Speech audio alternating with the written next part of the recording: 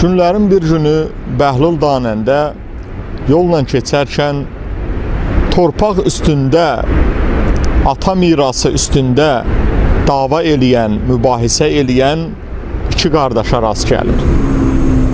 Və görür ki, insanlar bunların ətrafına toplaşıb və bunların mübahisəsinə, bunların davasına tamaşa eləyirlər. Bəhlul Danəndə yaxınlaşır və qəziyyəni qardaşlardan soruşur və sual eləyir ki, nə məsələdir?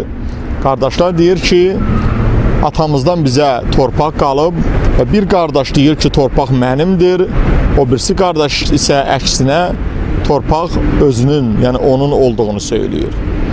Bəhlul Danəndə baxır ki, bunların çıxılmaz bir vəziyyətə yetişiblər və deyir ki, qoyun mən icazə verin, mən torpağın özündən soruşum və görüm ki, əslində kimindir.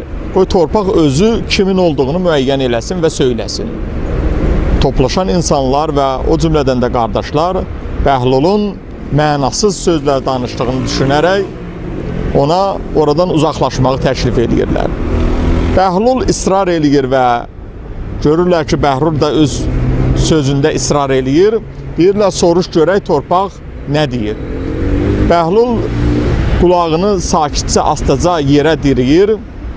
Bir qədər dayandıqdan sonra başını qaldırır və deyir ki, əzizlərim, mən torpaqdan soruşdum.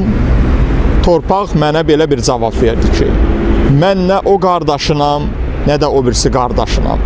Əslində hər iki qardaş və ora yığılan insanların hamısı mənimdir. Yəni, bu gözəl bir ibrətli bir hekayədir ki, sözün həqqi mənasında bütün insanlar hamısı sonuçda torpağın olacaqlar.